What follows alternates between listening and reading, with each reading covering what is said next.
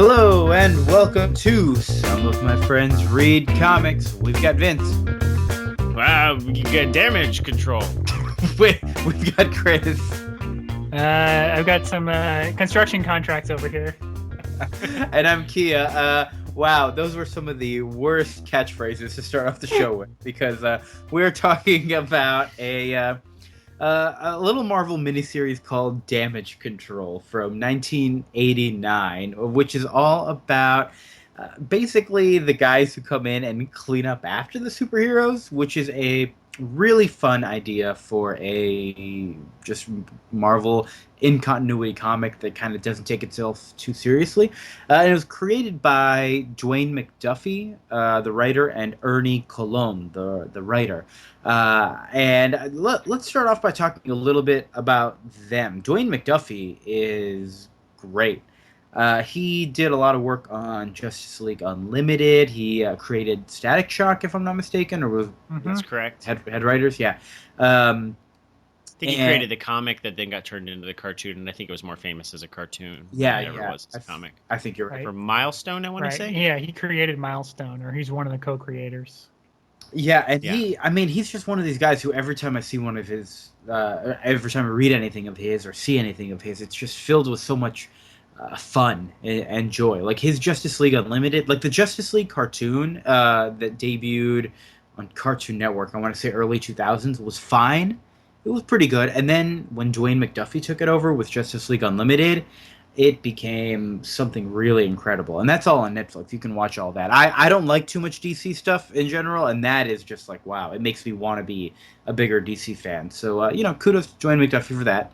Unlimited is a great intro to DC Comics. I think if you're not really into DC, I mean, like they got episodes that just like, we're going to talk about Hawk and Dove this episode. Right. So you're like, so when you're reading like Death of Superman, you're like, oh, I know the 15 characters in the background now. Right, like I've seen those guys. Yeah. It's kind of like I wish Marvel would do a show like that at some point where it's all those heroes. Don't worry. Well, I mean, it's all those heroes that I use. It's called Avengers Assemble. It's great. Wait. Oh, is it? No. I'm talking about like, they've got S.H.I.E.L.D. going on now. They've got, Agent Carter. They've got like live action shows. Yeah, I would like them to do something similar to that where it's like a live action, just a look at all their heroes. Because for me, DC, it's always been about their cartoon universe. I never care about their live action stuff. Anyways, we're getting off track. We're talking about other stuff. McDuffie also, I remember first reading him. I think he wrote the post-Civil War Fantastic Four with Black Panther and Storm that I actually was kind of disappointed on because I liked his Justice League Unlimited a lot. And I'd always heard that he was a really great writer with Damage Control. And so I thought it was going to be a much better book than it really was. It's fine. It wasn't anything to write home about. Yeah. That's what it really is, yeah. So he created this idea of Damage Control with artist Ernie Colon, who I got to say the art in this thing is, I think it's pretty much as perfect of a choice as you could pick for something like this, where it looks like, basically a regular comic book for the most part, but it's just cartoony enough. It doesn't veer into the direction of like Waha, that silly, no, not Waha. What was that? Yeah, Wuhan's one of them. Not Brand Ek? Not Brand Ek. No, that one was actually Everybody Was on Model. Yeah, that was weird. But, it does a really nice job of kind of treading that line between cartoonish and action comics really well. So I like it a lot. Well, it's cool because, like, everybody is kind of, like more like cartoonily drawn, which is like, like unrealistic proportions, elbows that can bend in opposite joints. But every not main character, but every Marvel character, like classic, like Captain America or Thor, is still pretty much drawn on model. Yeah. Within that style. So like the people that you don't know are drawn more cartoonishly than like Captain America, which I think works really well. For the art, because it's a cartoonist who is he's like very consciously like imitating the Marvel style when he's drawing like Captain America or Thor. But then when he doesn't have to, he kind of naturally is a little more cartoony than they normally are. Yeah. Yeah. It's a really good choice. The more I read it and the more I look at it, I really enjoy this. Yeah, So the whole idea of this series is that there is this organization within the Marvel universe where every time there is some big fight, they are in charge of cleaning it up, which is, again, just a really funny idea. Doesn't, like, completely go off the rails with doing crazy stuff here and there. It just sort of fits into the rest of the universe and plays off of everything that we already know, which is cool. And so, Yeah, go ahead. we were talking about like Astro City a couple episodes ago, and like having like slice of life, like real people inside a superhero universe. And we talked a bit about Marvels, and I don't know if DC really has like a man on the street book, but I really like that Damage Control is about real people and like realistic problems in a superhero world, and like actually trying to do that extrapolation, but still having like a funny book. And so I think their problems are like real world problems. They're not superhero problems. They're more like contracts, Yeah. and insurance questions and stuff like that. That are the previous arc. We're reading the second miniseries, Damage Control, and the previous one, there was a whole through line of the Fantastic Four caused this destruction and their insurance policy should cover it, but the Fantastic Four's insurance policy specifically named the four members, Reed Richards, Sue Richards, Johnny Storm, and Ben Grimm. It didn't say the Fantastic Four as an entity, and the Fantastic Four had new members. And so they were trying to weasel out of paying their insurance costs. Like the insurance company was like, well, this isn't the same people, so we don't have to pay it. Like that was the whole like through line of an issue. Typical insurance. Yeah, I like that a lot. So he introduced them with this first like initial 4-issue miniseries, and then in the late '80s they were doing a big old crossover, Acts of Vengeance, which Chris, I think you can speak a little bit more about. I mean, based on context clues from reading this thing, it sounds like all the villains just ganged up and tried to win, and they failed.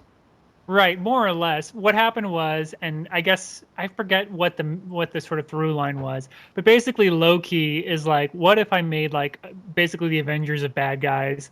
And so he gets Kingpin, Magneto, the Red Skull, the Mandarin for some reason. I guess Iron Man. That's Iron Man's villain. He gets all of these villains together and is like, the problem has been that you guys have been kind of one at a time running up against the heroes. So we're all going to sort of crisscross, and we're going to there's going to be a breakout at the vault. And so they're all going to be sort of distracted by that. And then while they're dealing with that, you're going to sort of attack a hero that has never fought you before. And so that way they won't be prepared. Huh. Yeah, that's a good concept. I actually like that. I like that a lot. I'm kind of done. I mean, like, if Magneto fought Spider-Man, I'm sure he has. It's like, it's a different story than, Magneto fighting the X-Men again. Mm-hmm. Well, of course, I mean, Magneto, I shouldn't have to explain. He does not like what's going on, especially when he finds out the Red Skull is a literal Nazi. He's like, I'm out of here. That's good. That's good. I'm sure the internet at the time would have gotten really mad if he hadn't. Oh man, that's a fun practice. Imagine the internet in the past. Anyways, back to this. Well, did that. Speaking of funny books. Yeah, they did. So this miniseries is all about them sort of, picking up the pieces here and there afterwards. And I'm sure, like most other big universe-spanning events, this thing it had tie-ins in like every single series, right? And so it's fun to be able to have the sort of silly one here in Damage Control. Like it starts off right off the bat with Thor holding up a bridge so that the cars can get off of it. And I'm sitting here looking at this panel like, would that bridge hold? And I'm like, oh boy, this thing is off to a bad start. And then instantly on the next panel, like somebody makes a reference to that and says, I'm checking my science here, and that doesn't look like it should be possible. Just don't tell him that. I like that. I think that's it's a funny way to sort of poke fun at superhero comics, and really sort of sets up the whole mood for the whole thing. Well, the book does a really good way of like starting with like a standard like superhero like rescue page, and then immediately revealing. I mean, this is the second miniseries, but immediately revealing the premise and getting the handle of like these are real people who are like that bridge isn't going to hold, and we can make like a temporary hold on the bridge, but this bridge is going to need like legit work on it to fix it because it's been damaged in the superhero fight. And then they like introduce every character with like their name and their job, so you can understand like the hierarchy of how everybody fits together within the company Damage Control. It's just really, really like It's like, let's get to the point. Here's the point. Here's the premise of the book. It's real people. It's a real construction company living in a superhero world. Deal with it. Like, and it's really well done. I really like that. I like that a lot. If I had one complaint about it, it's that for the most part, I don't know who a lot of those individual characters are. Like, by the end of it, I kind of maybe remember 3 people, and and the first reading we skipped the first miniseries, but like, I don't think it particularly helps in that regard. It's still like, oh, there's the kind of dude in the suit and the young dude and the blonde girl. Like, it doesn't really give like you much just a few people who are sort of working in this world. And to be honest, that's all you need. You don't, nobody expects these characters to ever become as big as Captain America, so it's fine. They're just, whatever. They're people working on the street. And they're, the few people that I do remember, there's like their leader, their boss, Mrs. Hoag. Hoag. How do you pronounce that last name? I said Hoag. Hoag. Yeah. Makes more sense. Yeah. Hoag is funnier. But Mrs. Hoag, she is leaving her job at head of damage control and moving to the Commission on Superhuman Activities. Because I love why. Yeah, I'm not really sure why. Because she's like, well, here's the deal. Superheroes are going to fight and wreck shit all the time, but we don't want people to think like superheroes are a menace. So I've got to do propaganda on the government side to think like it's okay to put up with the superhero destruction, and therefore damage control will still continue to make money because people get fed up with superheroes, then they may not foot the tax bill to fix buildings and stuff afterwards, and they just want to get rid of superheroes. With this, there's actually a superhero registration act during the middle of this act of vengeance. Yeah, I read that, and I was like, wait a minute, that's kind of 12 years foreshadowing for or 15 like years. 17 actually. Yeah, that's foreshadowing for Civil War. Walt Simonson's Fantastic Four issues, Reed Richards is like, let me explain to you, Congress, why this is a stupid idea. And of course, 16 years later, he's like, I'm an idiot. So that's for more on that, you can go back to our Civil War episode. All right. There's a great scene when they're at Congress in that. Sorry, I don't want to talk about that issue too much, but there's an amazing scene where literally 4 villains are wearing trench coats and attack the team. And the thing is like, all right, who else is in the crowd in trench coats? That's funny. So anyways, Mrs. Hoag is leaving to go join this other group, and she puts Robin in charge, and girl. Wait, what? Blonde girl. Oh yeah, blonde girl. That's pretty much Blonde what I had woman. to double check her name. Blonde woman, yes. Well, She's very qualified for the job. What I had to say, I did not expect that a comic from the late 80s would pass the Bechdel test. And yet this scene, which is just about one woman passing the torch on to another woman, I felt kind of, my heart got a little warm there. I was like, oh, well, look at that. There's a male writer who's actually giving a shit about female characters. That's pretty nice. It turns out to be not that important, but, it was pretty nice. That's our segment in Does This Comic Pass the Bechdel Test? Yeah, that's pretty much it. And then, there's a lot of weird stuff happening. I didn't realize Tony Stark and Wilson Fisk, the Kingpin, own Damage Control together? I don't remember that either. I did not remember that. I was like, okay. I remember that Wilson Fisk in the Daredevil TV series made all of his money off of fixing everything after the Avengers destruction. Right. So I guess... it just makes sense. He's a mobster, construction. Which is why the Punisher is so, thinks that Damage Control is a villain in the next issue. Oh, yeah. He's like, oh, yeah, they're working with Wilson Fisk. Blah. But, yeah, in this first issue, Stark is like, I don't really want to work with Wilson Fisk anymore. So he sells his shares. And Wilson Fisk says, I don't trust this new blonde girl you're putting in charge. And he sells his shares. And so this new company named Carlton Co. has bought Damage Control, and they're in charge. Meanwhile, in the middle of all this, the Wrecking Crew is attacking. Oof, I like the Wrecking Crew. They're the Wrecking Crew just show up. Is that mountain place? Is that where the Thunderbolts will end up living? Mount Charteris, is that what it's called? No, that's a different. That's the Vault is where they are. Okay. Yeah. Mount Charteris is where the Thunderbolts live, so it's not that. It's a different Pacific Northwest mountain base. Okay. Yeah. Pretty sure.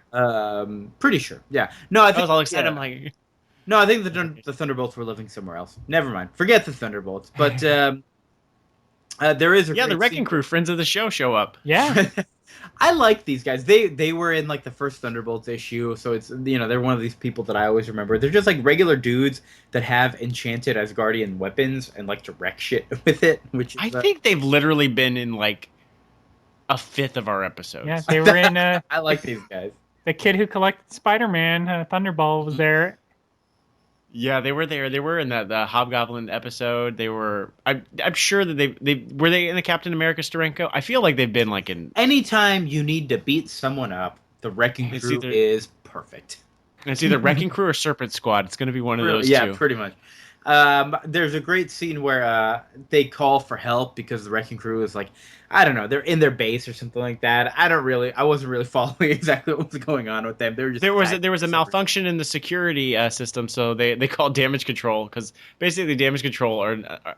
I love the concept. They're like repairmen.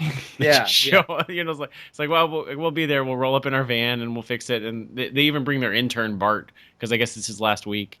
Oh yeah, he got a nice kiss from one of the pretty ladies that works at Damage Control, and he was thinking about that the whole rest of the issue. So all that great work and Bechdel test did pretty much undone with Bart. Yeah, and so they're going to fix that, and then they end up in the middle of a prison break. And the Wrecking Crew, but then there's one good member of the Wrecking Crew. I didn't really follow that part. But yeah, well, it made a reference. Yeah, it made a reference to the first miniseries where it said he made friends with one of the other guys, and so he says, "Hey, let's not hurt these folks. They're supervillains too, like us, and they're friends with me." And so they're like, "Okay, cool. Thanks for getting us the hook up there."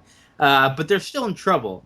So they call for help, and I really like this scene with Captain America. This might be my favorite line of the entire series, where he says he's on his way and he's put out a call to the rest of the Avengers, and he says, "All right," he's on his motorcycle getting ready to ride over there. "I hope Damage Control can hold out. It's a long drive, and it may have to stop for gas." I just really, really like that little moment that he may have to stop for gas. I can't picture any scene in a comic ever where Captain America has had to stop for gas. Well, and that's why I'm wondering, like, how long is it going to take Captain America to get to Colorado on a motorcycle? Yeah. I don't know. He's already in the neighborhood. Motorcycles get pretty good gas mileage too. Like, I think he's traveling a long way. Oh boy. I mean, I guess it's Acts of Vengeance time. Like, shit's going down. Shield's not going to be sending stuff over there. Yeah, we'll get to my favorite line in the next issue. All right. And so, of course, the day is saved. And I really do like that Robin and John, who's the kind of like guy leader of Damage Control, they just kind of both chill and like, so what happened with your plot line this issue? This happened. This happened with my plot line. Oh, well, that's probably going to fuck us later. And then it just that's like, Damage Control's been sold. Okay, on to the next issue. And I really just like this. It's a very like just like nice melding of the two of the both of the A plots together to build into the rest of the miniseries. I really enjoy that. Mm-hmm.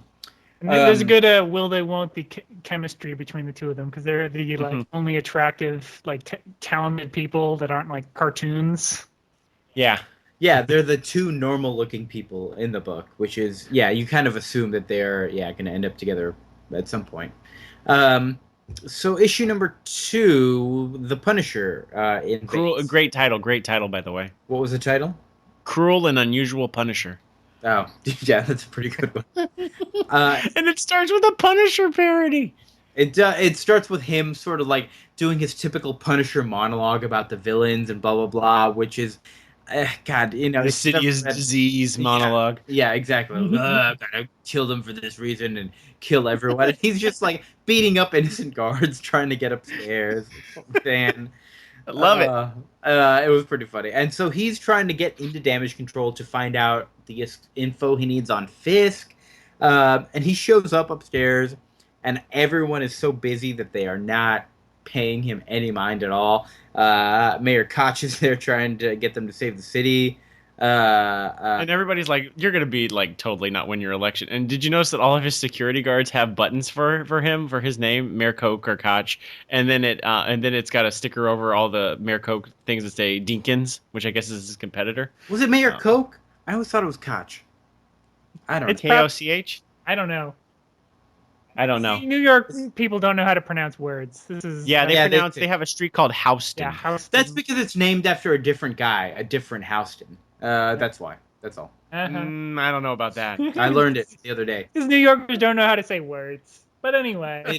Yeah. Anyways, so the Punisher is up there. He's threatening. You mess with Spider-Man, you mess with New York.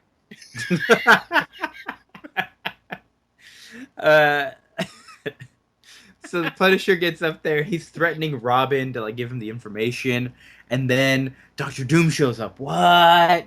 But it's just like I knew that there was villains here. Yeah. And he's like, all right, I can't compete with Doctor Doom, so he retreats.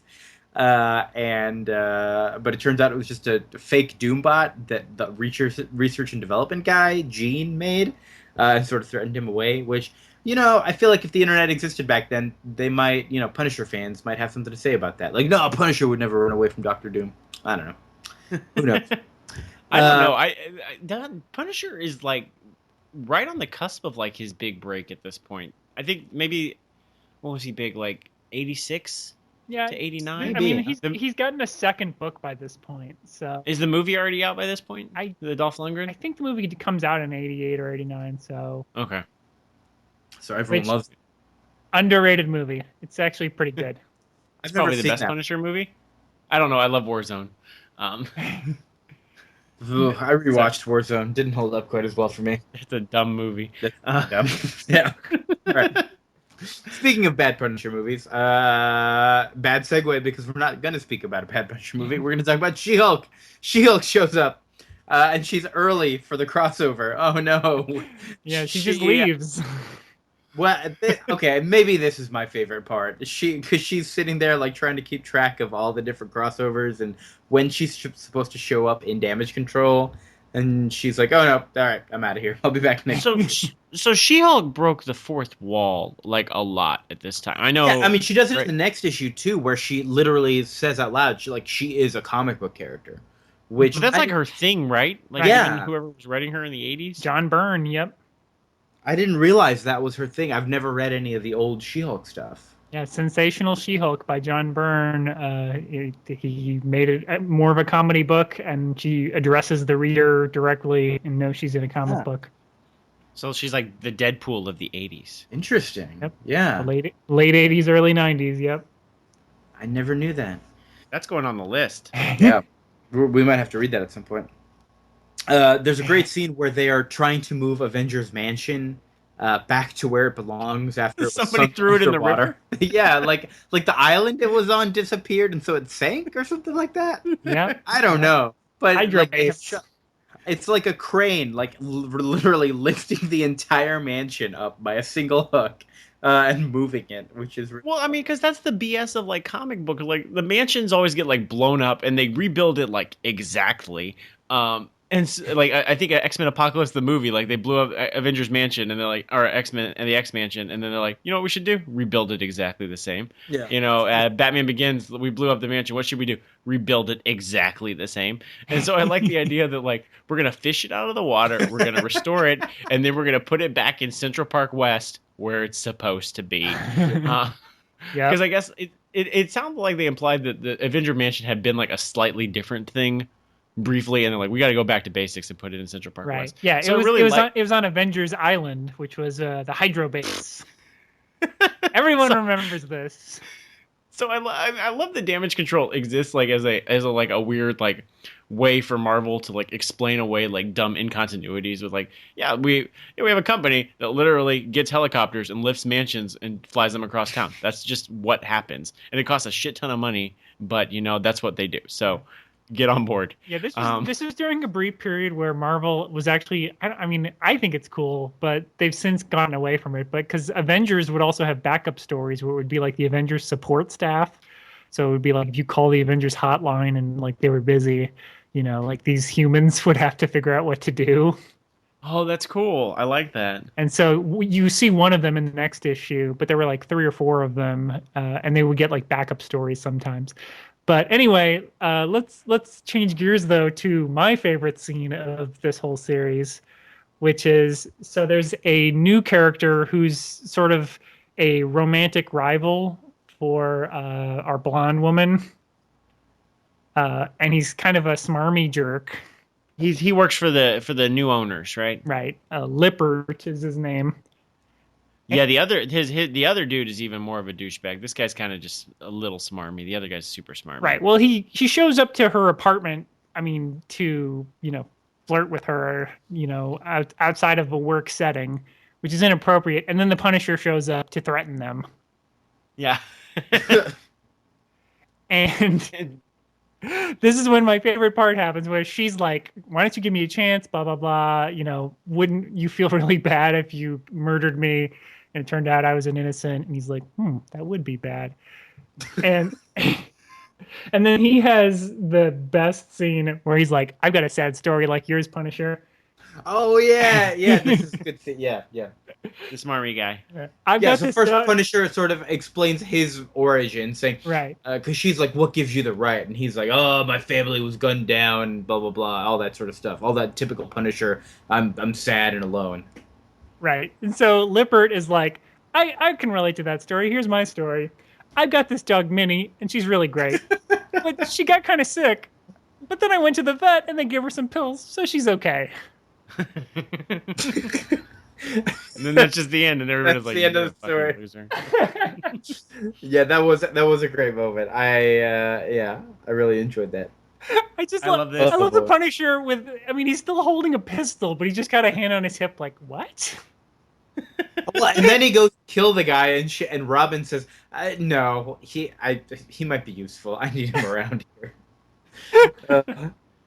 I love it, and then I also love that they're hiring a new intern who's a friend of the show, Speedball. Oh yeah, what was that all about? I saw that and I was like, "Why is Speedball there?" And he kind of because even 26 years ago they didn't know what to do with Speedball. Yeah, this is after his miniseries, but before he's on the new Warriors. So they created this character, and we're like, we don't know what to do with him. And he talks about being bouncy and fun. Yeah, he bounces a little bit in the next issue when he's fighting, but so this issue number 2 ends with Damage Control going on strike because there's new owners, and I don't really know exactly why they're going on strike, but they are. The new owners are not going to honor their previous contracts or something. Right. It's a union thing, right? And they're not going to pay them as much, and so they're going on strike. Which I love. I love the concept of the entire through line of the next issue. Issue 3 is a union strike. That's why they can't fix a superhero problem. There's been a ton of destruction from this Marvel superhero event, but nothing's getting fixed because of a labor dispute. I think that's such a unique story to tell in the Marvel universe. So no one's told that story, at least in Marvel U. And I think that's a really cool approach and a cool concept for a book. I also really like the villains in the next issue, which are a fired Port Authority employee and a fired member of Damage Control themselves. It's this guy who's like, "Oh, I'm also gonna this Port Authority guy who lost his job because some superheroes destroyed stuff and he couldn't do anything about it, and now he works for the MTA and he's hoping the bridges don't get destroyed so the trains can keep running." And he's all fed up with Damage Control because they're not fixing anything. Gene, the scientist who built the Doombot, was fired at some point. I don't remember when that happened, but he was fired. And so they team up and build giant robots to attack the city with. Well, they're given giant robots by one of the Acts of Vengeance villains. I don't think we see who it is. Oh, I thought it was Gene. I thought it was himself who was sort of building it and gave it to the other guy. I thought because there's a villain there, wasn't there? Anyway, I don't know. No, it was a disembodied voice, but it was just Gene trying to be cool. The art's not necessarily clear on that, but yeah, that's what happens. Okay, and so they really the entire 3rd issue is just this fight scene between She-Hulk and these 2 giant robots. Speedball kind of jumps in to help a little bit, but there's not much else that happens in this issue, is there? Not really. They do make fun of Tom DeFalco, the editor-in-chief, a bit. Yeah, that was fun. And a lot of DC jokes. And this is where I was sort of wondering if there was anything specific they were poking fun at with DC, because there was a lot of Damage Control, DC, same initials. And so with DC going on strike, there were a lot of funny jokes saying, hey, DC is, this and that, and probably not based on anything real, but it was just pretty funny to see that. There was a television writer strike around this time. I want to say. Because there was a writer strike in 07, but I think there was another writer strike in the 80s. It might have been around this time frame. Could have been.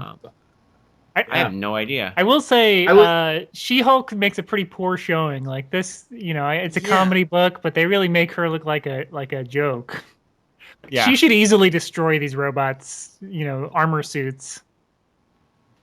Yeah, and that's the funny thing about this book is that's not really what it's a comedy book, but it's not really about like people being like inept like superhero fighters usually. Like the comedy just comes from like it being kind of a heightened absurd situation and how real people react in that situation. Yeah, I'll be honest with you, this is kind of where the series started to lose me a little bit. Yeah, I did. Like, okay, I don't know what's going on. Like they're just fighting. Okay, cool. Why isn't there anything funnier happening? You know what I mean? Mm-hmm. But I mean, it was still not terrible. And then the fourth issue is a big thing with Nick Fury and Shield, and basically resolving everything, and making sure that the strike ends and everyone's happy. But Shield's gonna buy Damage Control back from Carlton Co. or whatever. Right, because we haven't mentioned it, but the one of the attorneys that worked for Damage Control was fired in the first issue, and the asshole like new guy in charge says something like, what does he say?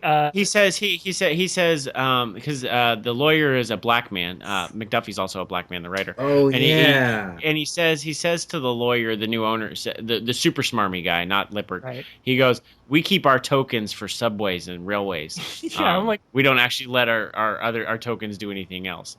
And that's why I don't know if the lawyer quit at that point over that token remark or what. I don't know if he was fired. How stupid are you to fire a African-American lawyer by saying that? Like, make up a lie. Just be like, oh yeah, we're cutting back your department, so we're making cuts all over. It's not a race issue. It was quite obvious that he was a scumbag. And then Lippert, the next page was like, what does the blonde girl look like naked? Wow. I'm like, I was like, wow, this is on thick. These two guys are douchebags. Yeah, that was weird. They're supposed to be like Wall Street, Wolf of Wall Street, like, stereo 80s guys. Reed is good. So he's been negotiating with Nick Fury of like, well, we're gonna basically buy it back from them because they are in a position. They basically bought it at a stupid time because there's a strike, and acts of vengeance means that there's a bunch of demand, but they haven't been able to actually do anything. Mm-hmm. So the Kingpin has been, collecting all this interest on their loan, and they're kind of stuck where, they're basically going to offer them the purchase price and get them out of the deal completely, and they'll just have to take a not owing the Kingpin money. Yeah, this is a Marvel comedy book set in the Marvel universe, and the primary conflict is resolved through interest. There was a lot of legalese happening, and I loved it. I loved it. It was fun for a while, and then I was like, wait, what's happening? It definitely lost me after. See, the thing is like, and this is my time, I'm going to talk about this. I think Damage Control is actually like the perfect setup for a Marvel TV series. I think more you're so right. than Shield. Yeah, I mean, there were like anything else. Be. Yeah. Like this is like you do like a news radio style, like, and that's really fucking dating my references. But like a workplace sitcom or a workplace drama with some like kind of Law and Order, like Rizzoli and Isles, like conflict resolution. You can make this like Blue Collar or any type of USA TNT show. Mm-hmm. And I think it writes itself. Like it's a pretty you make it about this, you make some destruction in the background. Yeah, Captain America wrecked some shit. You don't have to show Captain America, just real people. And then they just fix the problem. They have labor disputes. They have other things. It's too easy of a TV show. Mm-hmm. Mm-hmm. Yeah, I really want them to make it. Yeah, Netflix get on it. TNT. I don't give a shit. USA, put it. Augie Nelson guest stars. Yeah. I don't know. a Marvel show on USA or TNT. I don't know. I'd give It'll up run for reading 7 comics. years. You're right. You're right. Those shows never end. I don't know how. I don't know how they keep going. I think actually Rizzoli and Isles is just ending right now. What? Oh no! The series finale. Everybody's mom is gonna be so sad. All right. So yeah. So I feel like stuff happened, but I don't really know what happened. And just a bunch of stuff happened, and the good guys win, right?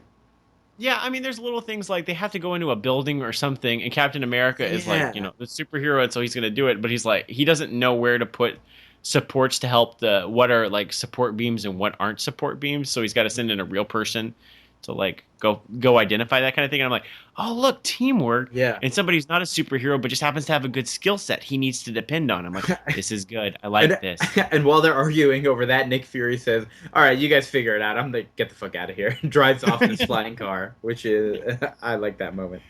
Yeah, and then there's a weird Henry Gyrich scene for some reason. Yeah. Henry Gyrich is a weird character. The guy he's like the head of the Commission on Superhuman Activities, who's pretty much is always used as one of these guys who, anytime you want the government to step in and stop a superhero, like it's him. Like that's the guy. And so he's always bugged me because there's just nothing, like there's nothing good about that character. And yet you see him all the time. He was all over the Thunderbolts. I don't know when, is he still around? He's a great character, so I don't know what your point is. You think he's a great character? Yes. He's awesome. Oh. All right. Maybe I've only read bad things with him. He can be easily poorly written. I mean, he's more X-Men than yeah. He was like an Avengers handler at some point. Yeah, he was the Avengers liaison, but he is in the first X-Men movie, which is why you probably won't see him in any Marvel Cinematic stuff. Yeah, but very briefly in that too. Oh, I forgot about that. Okay. But did the good guys win? Because it seems to me that a private company was bought by a government socialist bureaucracy. So it's just, my God! Open your eyes, sheeple. It's who does Shield report to? Shield's just I don't even know. Shield's like a UN organization. They're like a UN peacekeeping force. So like, there's no government oversight of them. What's the UN gonna do? Like, Nick Fury answers to no one. He does whatever he wants. He blows a hole in the wall and is like, Kingpin, like, I know you're messing with us. Please stop. And he's dressed like Burt Reynolds the whole issue from Boogie Nights. I love it too because the Kingpin's just like, yeah, all right, fine. There's also a fun little bit where who's the intern? Bart, is that his name? Yeah.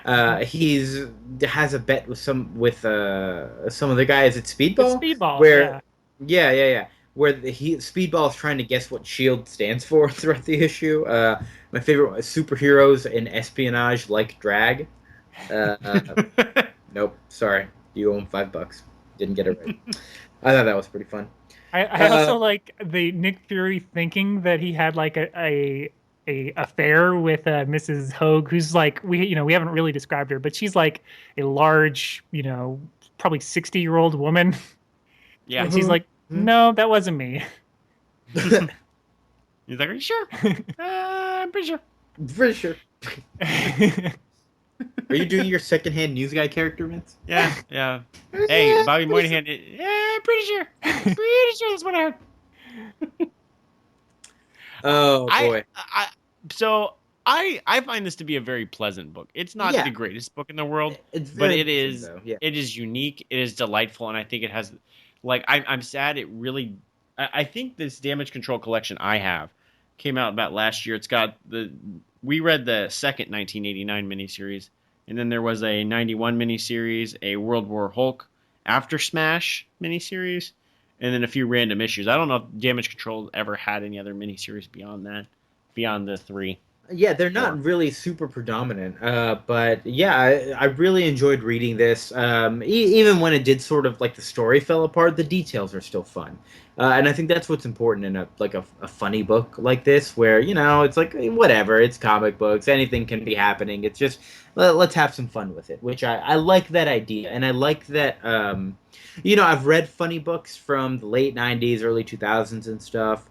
And I didn't really realize that Marvel was doing it this early with their events like this. And so I kind of wanted to talk a little bit about other Marvel events and did they have funny stuff going on? Could they have had funny stuff going on? Like, House of M, Civil War. Like, I think during our Civil War episode a few months back, we were talking about Civil War Frontline and all the other miniseries and some of the really terrible miniseries, and how, what a silly one like Damage Control would have been. Would that have been fun? Would that have added to it?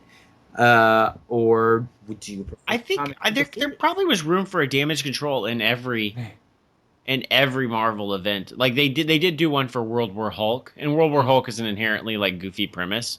Yeah. So it's like, Hulk just, I mean, it's not, I mean, it's played for serious, but it's also like, it's Hulk mad at Doctor Strange and Iron Man. So whatever. Yeah. You can, it's called World War Hulk. I mean, come on, let's be serious, guys. Just think they could have had a whole issue about what to do with Goliath's corpse. Right.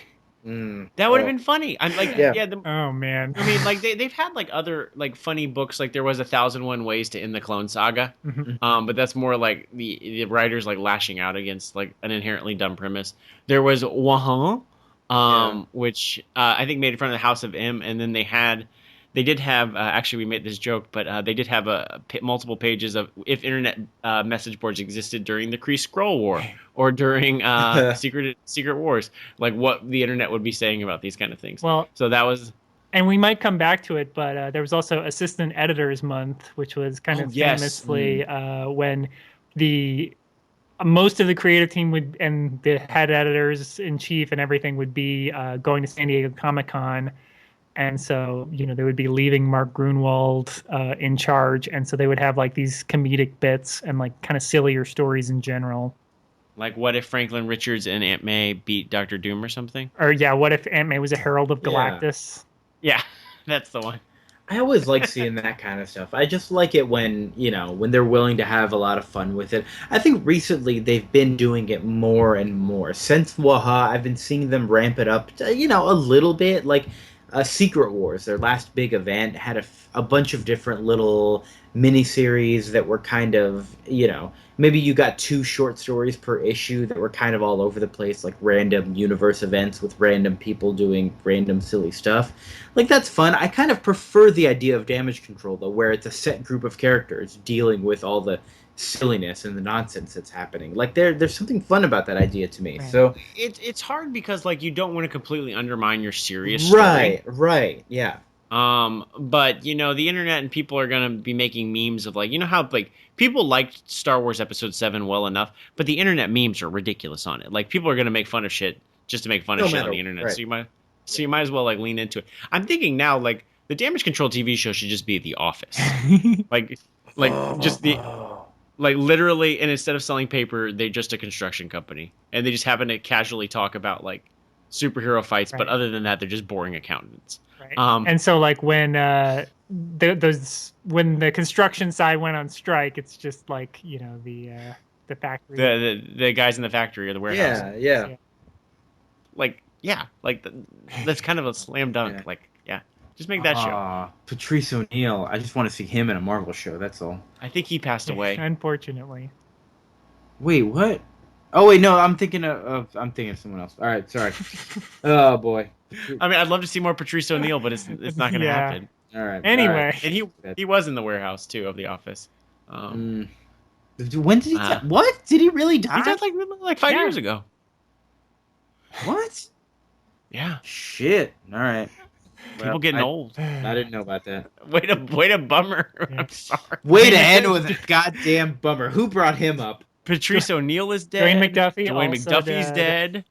All right. Well, before we better end this show before we all die. Yeah, we better end this one. So, anything else we want to say on the topic of Damage Control before we go on to the next episode? We had our segment. Would you continue reading the rest of the Damage? I think I would go back and read the first miniseries, and maybe kind of pick up some of the other stuff if it ties into whatever else I'm reading. I enjoyed it enough. Yeah, I really liked it. It was right in the sweet spot where it's a book that I found fun, but it's also like if I was a kid, I probably would have been like, I don't really get this. But as an adult, I'm like, this is actually hilarious. Yeah. Mm-hmm. Yeah, I think it's just a pleasant book. It's not the greatest book in the world. It's not necessarily even a great book, but it is a pleasant book, and it's a really fun concept. It's very, very pleasant. All right, so next time on the show, we are jumping closer to not too much into the present. It's a book from the early 2000s called Ruse. Chris, this was your pick. You want to talk about it? Sure. It is a Victorian mystery comic with a Sherlock Holmes type character. And it was put out by CrossGen Comics, which I don't think Kia has heard of. Maybe our listeners haven't heard of it either. No, I literally have no idea what CrossGen Comics is. It was a independent comics publisher founded in, I think, like 2000, 2001. And basically their idea was, like, we're just going to be like a third, big. It's not going to be the big two. It's going to be the big three. And it was a guy who had made his money off, he was an internet millionaire. And he's like, I'm going to spend all this money. I'm going to hire George Perez. I'm going to hire Mark Waid. I'm going to hire Chuck Dixon. I'm going to get a bunch of great artists. I'm going to get digital coloring. I'm going to put books online. And this is 2001. And, we're going to change comics. And yeah, and I mean, some of these writers that came out of it are like artists are like pretty big. I mean, they're not huge deals, but they're like, I mean, Ruse is drawn by Butch Geist, who ended up being like a Captain America and Winter Soldier artist, as well as Steve Epting came out of here. Right. The colorist for like Planetary and Astonishing X-Men came out of here. Greg Land. Yeah. Greg Land. Steve McNiven, who did Civil War, which we previously covered. He was one where he actually had never worked anywhere else. He literally started at CrossGen. So they were unlike other publishers where they're basically like, move to Florida, work at an office, and it'll be like an office job, but you'll make comic books instead of working for an internet company, which is most comic book writers or artists live in their house and they mail their work, or I guess they don't even mail it anymore. They scan it. Yeah. That's what we did with my company. But in the 90s and 2000s, they were still mailing stuff back and forth to finish the art. So they're like, this is ineffective. I'm smarter than everyone, so we'll do it this way. And of course, they are still in business today and are very profitable, and they've made lots of movies. Oh, wait, they don't exist. Yeah, I didn't realize what you were doing there, Chris. I was like, wait, what? But actually, weirdly, Disney acquired them. Yes. And then, as a result, Marvel acquired them. Disney got them in 2004, and then Disney got Marvel. And so they actually had a Ruse. I don't actually know the original Ruse series. I just remember when it was being there was like a reboot of it, or I don't even know if it was a reboot in 2011 with the writer Mark Waid, who we've talked about a ton, but actually not covered any. Yeah, we haven't read anything with him yet. I always talk about how much I love his Fantastic Four run, and he's writing Archie right now, which is great. Yeah, his Daredevil is great. He's always been really fantastic. So I'm glad we finally get to cover him, and it's with his steampunk Sherlock Holmes book, I guess. That's what Wikipedia told me it is. Steampunk Sherlock Holmes. So yeah, I think this will be a lot of fun. We're doing the first 5 issues from 2002 of Ruse. If you go into a local like half-price books, there's a decent chance you can find it for like $1.